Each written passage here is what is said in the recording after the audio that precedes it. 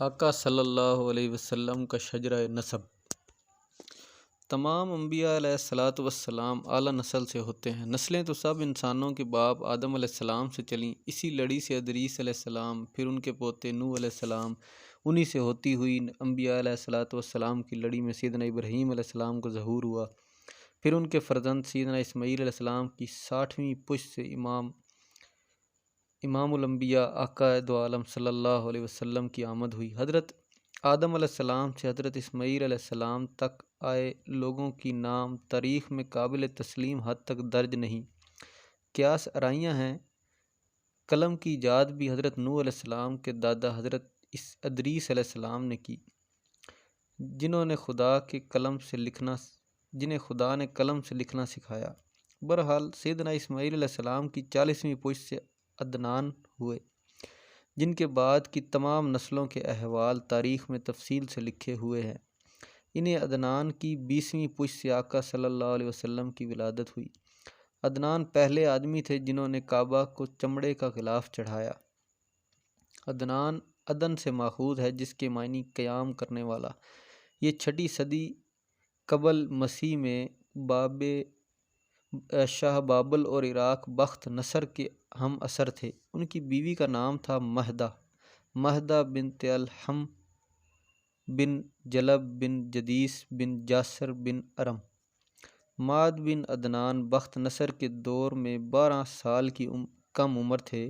کہتے ہیں ماد بھی وہیں تھے جدھر بخت نصر تباہی مچاتا فلسطین میں پھر رہا تھا۔ اس عہد کے نبی ارمیہ علیہ السلام کو اللہ نے وحی بھیجی کہ ماد بن عدنان کو ہمراہ لے جاؤ۔ وہ لے گئے۔ اللہ نے بتا دیا کہ ان کی پشت سے آخری نبی صلی اللہ علیہ وسلم پیدا ہونے والے ہیں۔ ارمیہ علیہ السلام عزت و آبرو سے ماد کو لے کر شام اترے، بنی اسرائیل کے ساتھ نشونما پائی، وہیں معانہ بنت جوشن بن جاہا بن عمرو بن برتا بن جرہم سے شادی کی، پھر جزیرہ نما عرب میں واپس چلے آئے۔ نزار ماد کا بیٹا تھا۔ نزار کے معنی یگانہ روزگار۔ کہتے ہیں کہ ان کی آنکھوں میں خاص چمک تھی جو پیدا ہوتے ہی ان کے والد ماد کو نظر آ گئی کہ آخری رسول آخر صلی اللہ علیہ وسلم انہی کی نسل سے ہوں گے، اسی لیے یہ نام رکھا گیا۔ ان کی والدہ کا نام سودا تھا، سودا بنت بنت اربت بن عدنان۔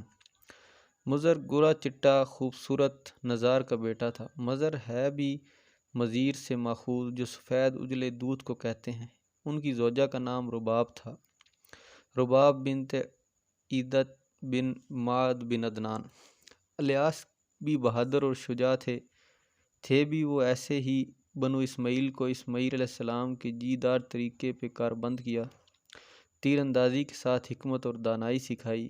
الیاس بن مضر کی والدہ رباب ہی تھیں اور ان کی بیوی کا نام لیلہ تھا۔ لیلہ کو خندف بھی کہا جاتا تھا۔ لیلہ بنت الوان بن عمران بن الحاف بن قزا الیاس کے بیٹے مدرک کی ماں تھیں۔ مدرکہ کا اصلی نام عمرو تھا۔ ایک سفر میں انہوں نے جنگلی خرگوش سے ڈر کے بھاگتے ہوئے اونٹ پا لیے۔ پالنے والے کو مدرکہ کہا جاتا ہے، یوں ان کا نام عمرو کی بجائے مدرکہ ہو گیا۔ ان کی بیوی کا نام سلمہ بنت اسلم بن الحاف بن قزا تھا۔ یہی مدرکہ کے بیٹے خزیمہ کی ماں تھیں۔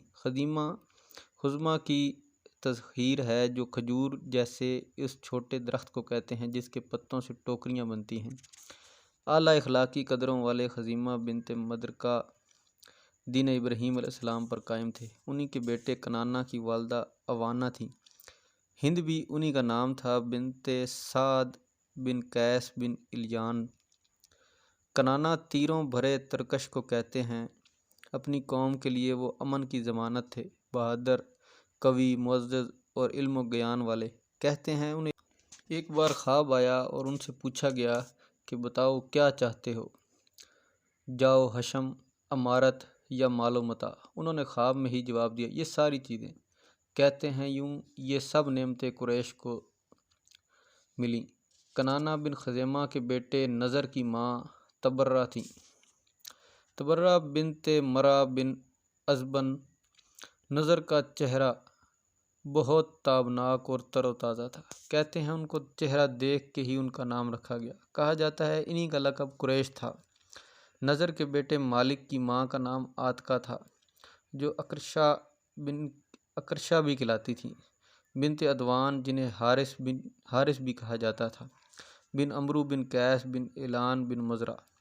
مالک کی کنیت ابو حارث تھی۔ ان کا ایک مشہور قول ہے، خوبصورت چہرے عیبوں کو چھپا لیتے ہیں، جب ان کے عیب ظاہر ہو جائیں تو پھر ان کی صورت پہ نہ جاؤ۔ مالک کے بیٹے فہر کی ماں جندلہ تھیں، بنت عامر بن حارث بن مزاج بن زید بن مالک، جو جرہم کے قبیلے سے تھے۔ فہر ہتھیلی برابر پتھر کو کہتے ہیں۔ کنیت ابو غالب تھی۔ ایک قول یہ ہے کہ فہر کا لقب قریش تھا۔ بعض کہتے ہیں کہ ان کی ماں جندلہ نے ان کا نام ہی قریش رکھا تھا، کیونکہ ماں کو کرش، سمندر کی بڑی مچھلی جسے ہم ویل کہتے ہیں، بہت پسند تھی۔ یوں اپنے بیٹے میں قوت، طاقت اور رعب دبدبہ قائم رکھنے کے لیے جندلہ نے اسے یہ نام دیا۔ غالب کے دوسرے بیٹے تیم کی نسبت سے ان کی کنیت ابو تیم تھی۔ ایک جبڑا ناقص ہونے کی وجہ سے تیم کو لادرم کہا جاتا تھا۔ کہتے ہیں غالب بن فہر کاہن بھی تھا۔ ان کے بیٹے لوی کی ماں عاتکہ بنت یخلا بن فزر بن کنانہ تھیں۔ لوی لواء یعنی پرچم سے ماخوذ ہے۔ یہ بڑے علم پرور اور جہاں دیدہ شخص تھے، حکمت اور بصیرت والے۔ ان کے یہ اقوال مشہور ہیں، جس نے ہمیشہ نیکی کی اس کی نیکی کبھی ختم نہ ہوگی، مسلسل اس کا تذکرہ ہوتا رہے گا۔ لازم یہ ہے کہ جس پر نیکی کی جائے وہ یہ تذکرہ کرے، اور جس نے نیکی کی ہو وہ چپ رہے، وہ اپنی نیکی کا چرچا نہ کرے۔ لوی بن غالب کے بیٹے کعب کی ماں معاویہ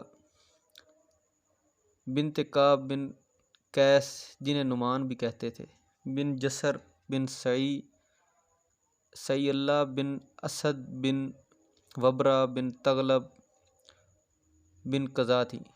کعب اونچے ٹخنے اور بلند قدم والے کو کہتے ہیں۔ کعب بن لوی اپنے عہد کے بہت معزز آدمی تھے۔ شرف و عزت اس قدر زیادہ کہ ان کی وفات کے بعد سالوں کا تعین ان کے نام سے ہونے لگا۔ وہ عرب کا کیلنڈر بن گئے۔ یہ سلسلہ عام الفیل تک جاری رہا۔ کہا جاتا ہے کہ یوم عروبہ کا نام بدل کے یوم الجمعہ انہوں نے رکھا تھا۔ کنیت ان کی ابو حسیس تھی۔ ان کا زمانہ آقا صلی اللہ علیہ وسلم سے 560 سال پہلے کا ہے۔ وہ خطبہ دیتے تو آغاز اما باس سے کرتے، یہی پھر رائج ہو گیا۔ ان کے بیٹے عدی یعنی سیدنا عمر بن خطاب کے جد امجد تھے۔ کعب کے بیٹے مرہ کی ماں فخیشہ تھیں، جو بیٹی تھیں شیبان بن محارب بن فہر بن مال بن نصر بن کنانہ۔ مرہ بیک وقت طاقت ور اور تلخ مزاج دونوں کے لیے استعمال کیے جانے والا لفظ ہے۔ مرہ بن کعب کی کنیت ابو یغزا تھی۔ ان کے بیٹے تیم سیدنا ابو بکر رضی اللہ تعالیٰ عنہ اور سیدنا طلحہ کے جد امجد تھے۔ انہی کے بڑے بیٹے یغزا کی نسل سے بنو مخزوم تھے، جس نسل سے ابو جہل تھا۔ مرہ بن کعب کے بیٹے کلاب کی ماں ہندہ تھی۔ ہندہ بنت سریر بن سلبہ بن الحارث بن مالک بن کنانہ بن خزیمہ۔ کلاب شکار کے شوقین تھے۔ کلاب بن مرہ نے کتے پالے ہوئے تھے۔ ابن مرہ کا نام لوگ بھول گئے، کلاب کے نام سے ہی مشہور ہو گئے۔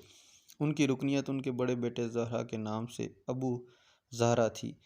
یہ پہلے شخص تھے جنہوں نے سونے کی 2 تلواریں خانہ خدا کے اندر سجائیں۔ انہی کے دوسرے بیٹے کا نام قسی تھا۔